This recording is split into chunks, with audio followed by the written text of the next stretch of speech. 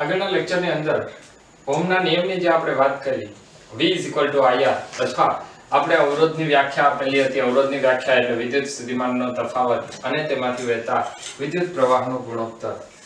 તો આ જ વાતને આજે આપણે થોડી આગળ વધારી અને તેના ઉપરથી કેટલાક અગત્યના પરિણામો કે કેટલાક એવા શબ્દો આપણે ભણવાના છે તો જેની આપણે આજના લેક્ચરની અંદર વાત કરશું. તો સૌથી પહેલા આપણે જે અવરોધની વાત કરેલી હતી એ અવરોધને એક વખત ફરીથી યાદ કરી લઈએ.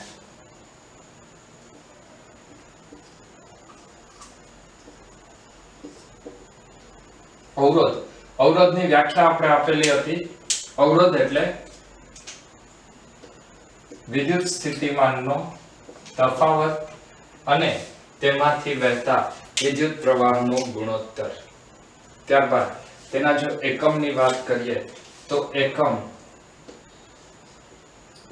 વોલ્ટ પર એમ્પિયર અથવા વૈજ્ઞાનિકના નામ ઉપરથી આપણે લખેલું હતું ઓહમ.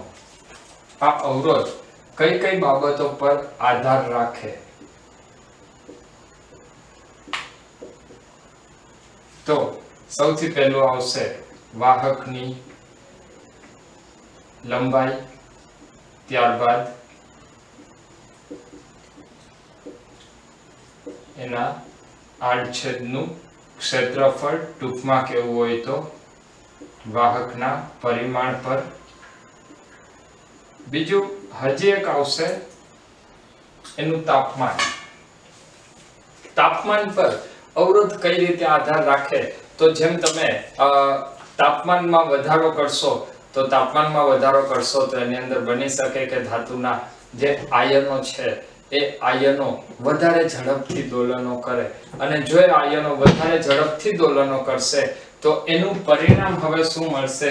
એ ઇલેક્ટ્રોનને પસાર થવાનો જે માર્ગ હતો એ માર્ગ સાંકડો થાય. ચલો આ વાતને હજી થોડી વધારે ક્લિયર કરું છું. માની લઈએ કે બે પરમાણુ કરતા અહીંયા હું શબ્દ વાપરું છું આયન. આ બે આયન છે એ શરૂઆતમાં એક નિશ્ચિત ટેમ્પરેચર T1 પર દોલન કરે છે અને જો એને તાપમાન મળે, મતલબ જો એને ઉષ્મા ઊર્જા મળશે તો એ તેટલી ઉષ્મા ઊર્જા સાથે દોલન કરવાનો છે. ચલો તો અત્યારે આ જે અણુ છે, આ જે આયન છે એ આવી રીતે અને આ બીજો આયન આટલી રીતે દોલન કરે છે. હવે 2 મિનિટ માટે એવું માની લો કે ત્યાં કોઈક રીતે તાપમાનમાં વધારો થયો છે.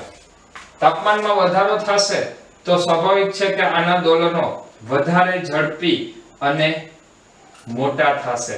જો આના દોલનો વધારે ઝડપી અને મોટા થાય તો હવેની જે ઇલેક્ટ્રોનને પસાર થવાની જગ્યા છે એ જગ્યા અને પહેલાની ઇલેક્ટ્રોનને પસાર થવાની જે જગ્યા હતી એ બંને જગ્યામાં ફેર પડે છે. અને એક ખૂબ જ સામાન્ય વાત કે ઇલેક્ટ્રોનને જેમ પસાર થવામાં અડચણ વધારે આવશે એટલે કે તેનો અવરોધ વધશે. તો અવરોધ એ વાહકની લંબાઈ, આડછેદનું ક્ષેત્રફળ, ત્યારબાદ તાપમાનની સાથે સાથે તમે એવું પણ કહી શકો કે ભૌતિક પરિબળો પર પણ આધાર રાખે છે.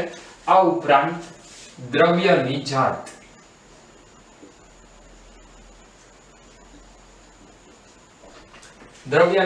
એનો મતલબ જો ધાતુઓ હશે તો ધાતુઓ પાસે મુક્ત ઇલેક્ટ્રોન છે એટલે સરળતાથી ઇલેક્ટ્રોનનું વહન થવા દેશે.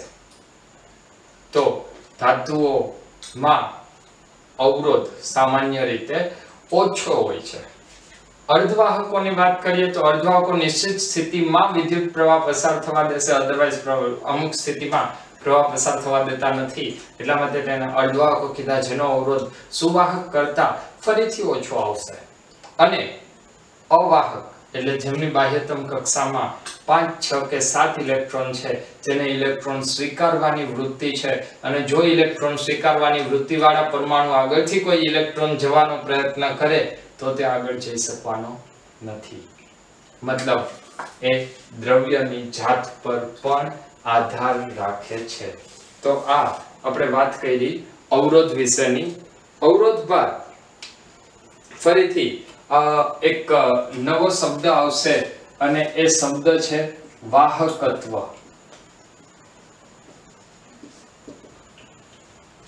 વાહકત્વ એ માત્ર અવરોધનો વ્યસ્ત છે.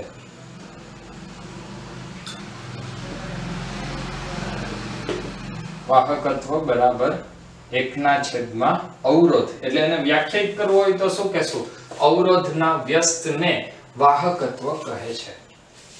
વાહકત્વના જો આપણે એકમની વાત કરીએ તો વાહકત્વનો એકમ શું થશે? એમ્પિયર પર વોલ્ટ અથવા 1/ઓહમ. એટલે એનો એકમ સ્વીકારવામાં આવ્યો ઓએચએમ, એનું ઊંધું MHO, ઓહમનું ઊંધું MHO. અહીં જે પણ બાબતો અવરોધને અસર કરે છે એ તમામ બાબતો વાહકત્વને અસર કરશે. ફેર માત્ર એટલો છે કે જો લંબાઈ વધે, અવરોધ વધે તો વાહકત્વ ઘટે. લંબાઈ આડછેદનું ક્ષેત્રફળ વધે, અવરોધ ઘટે તો વાહકત્વ વધશે. તાપમાન વધે, ધાતુ હશે તો તાપમાન વધે, અવરોધ ધાતુઓ માટે તાપમાન વધશે, અવરોધ વધશે તો વાહકત્વ ઘટશે. દ્રવ્યની જાત પણ એવી જ રીતે. એટલે વાહકત્વમાં સીધે સીધો આધાર એ અવરોધ જેવું જ પરિણામ આપશે. વાહકત્વને સામાન્ય રીતે કેપિટલ G વડે દર્શાવવામાં આવે છે. અવરોધને આપણે દર્શાવેલો છે કેપિટલ R વડે. ત્યારબાદ હવે ફરીથી આપણે એક બીજા શબ્દની વાત કરીએ અને એ શબ્દ આવશે અવરોધકતા.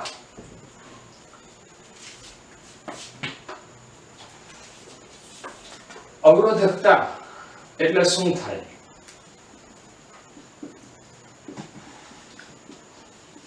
અવરોધકતાની જો આપણે વાત કરવી હોય તો આપણે આગળના લેક્ચરની અંદર ભણી ગયા છીએ. V is equal to I into R અને R is equal to rho into L by A. આપણે આગળના લેક્ચરની અંદર અવરોધનું એક સૂત્ર ભણી ગયા છીએ. R is equal to rho into L by A. તો આના ઉપરથી સૂત્ર મળશે rho is equal to R into A by L. આના પરથી આપણે અવરોધકતાને વ્યાખ્યાયિત કરી શકીએ. કેવી રીતે વ્યાખ્યાયિત કરાય? એકમ લંબાઈ અને એકમ આડછેદવાળા સુવાહકમાંથી એકમ લંબાઈ અને એકમ આડછેદવાળા સુવાહકનો અવરોધ એ તેની અવરોધકતા કહેવાય. મતલબ ગાણિતિક ભાષામાં જો ટૂંકમાં લખવું હોય તો જો A બરાબર 1 મીટર સ્ક્વેર અને L બરાબર 1 મીટર, એકમ લંબાઈ એકમ આડછેદનું ક્ષેત્રફળ, તો અવરોધકતા એ કેના જેટલી થાય? અવરોધ જેટલી થશે. તો આપણને પરિણામ મળશે rho is equal to R. આ આપણે ત્રીજા શબ્દ વિશે વાત કરી, અવરોધકતા. હવે વાત કરશું અવરોધકતા કેના પર આધાર રાખે છે. તો અવરોધકતાનો આધાર કયા પરિબળો પર છે?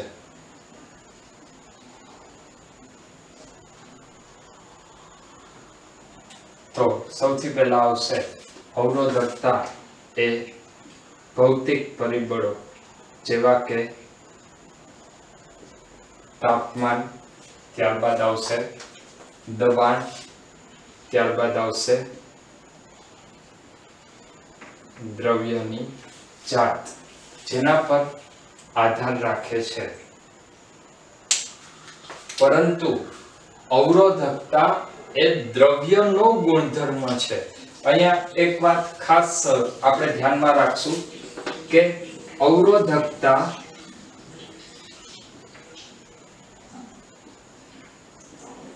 એ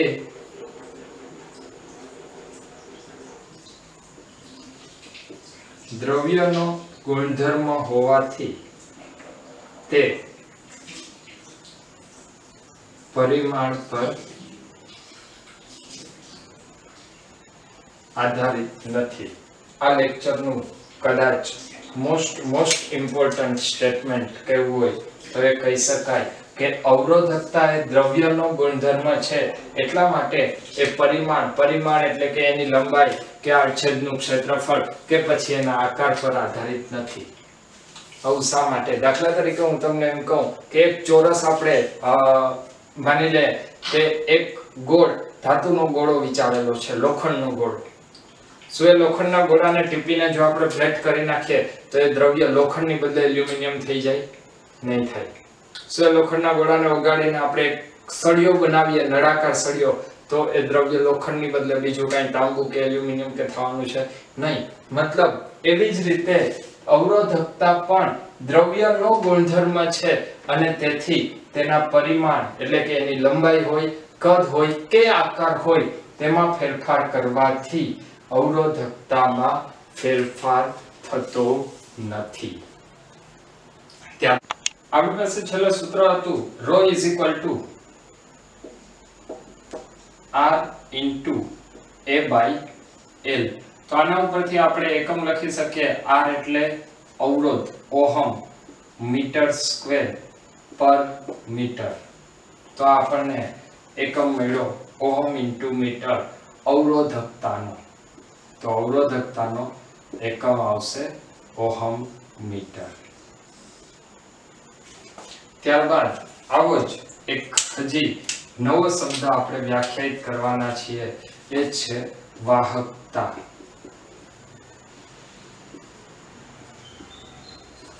જેમ આપણે અવરોધનો વ્યસ્ત વાહકત્વ કીધો, એવી જ રીતે અવરોધકતાનો વ્યસ્ત એ આવશે વાહકતા. વાહકતાની સંજ્ઞા છે સિગ્મા. તો જો વાહકતાને વ્યાખ્યાયિત કરવું હોય તો વાહકતા માટે સૂત્ર શું લખશું? તો વાહકતા બરાબર 1/, અવરોધકતા. વાહકતા બરાબર 1/, અવરોધકતા. અને જો વાહકતા બરાબર 1/, અવરોધકતા હોય તો હવે વાહકતા પણ અવરોધકતાની જેમ જ કેટલાક પરિબળો પર આધાર રાખશે, કેટલાક પરિબળો પર આધાર રાખતી નથી. ફરીથી આપણે વાહકતાના એકમ ઉપર જઈએ તો વાહકતાનું સૂત્ર આવશે સિગ્મા = L/R × A. 1/, અવરોધકતા એટલે અવરોધકતાનો વ્યસ્ત જ મેં અહીંયા સીધો લખી નાખ્યો છે. તો L એટલે શેમાં આવશે? મીટરમાં, R અવરોધ, ઓહમમાં અને મીટર સ્ક્વેર. તો આનો એકમ આવશે ઓહમ ઇન્વર્સ. ઓહમ ઇન્વર્સ એટલે મોહો પર મીટર.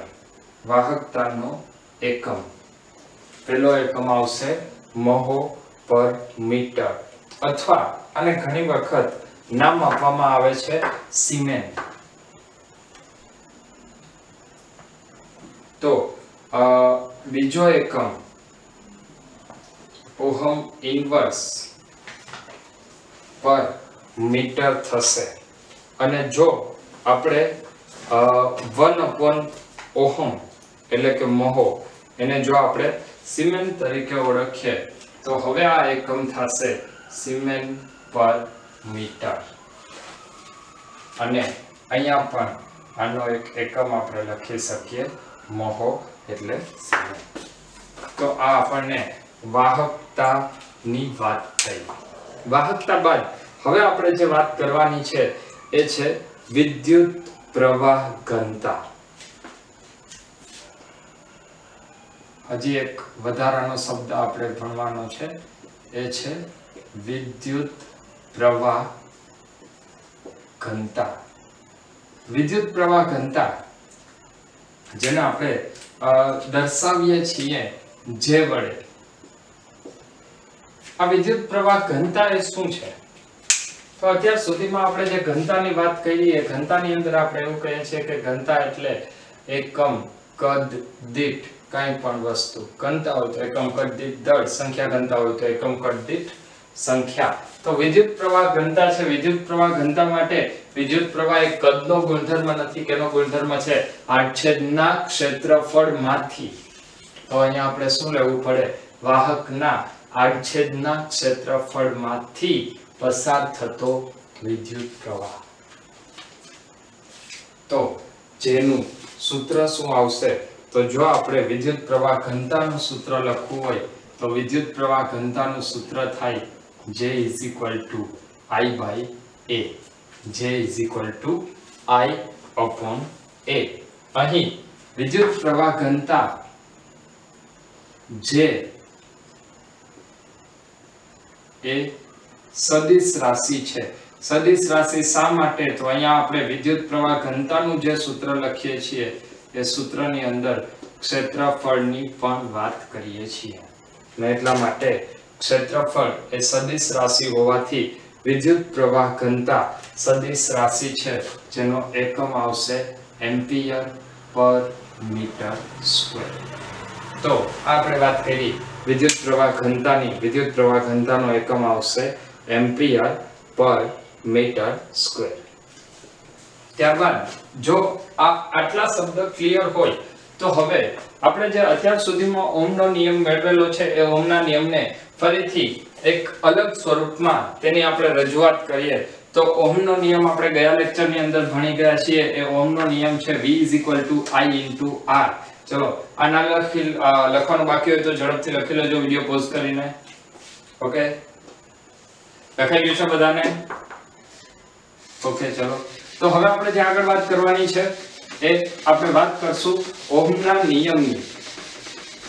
ઓહમના નિયમને ફરીથી આપણે એક નવા સ્વરૂપમાં સાબિત કરવો છે.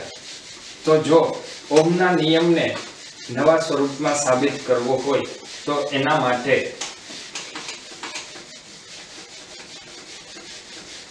આપણે જે આપણું મૂળ સૂત્ર હતું V = I/R, તે સૂત્રથી જ ફરી પાછું આપણે સાબિત કરશું.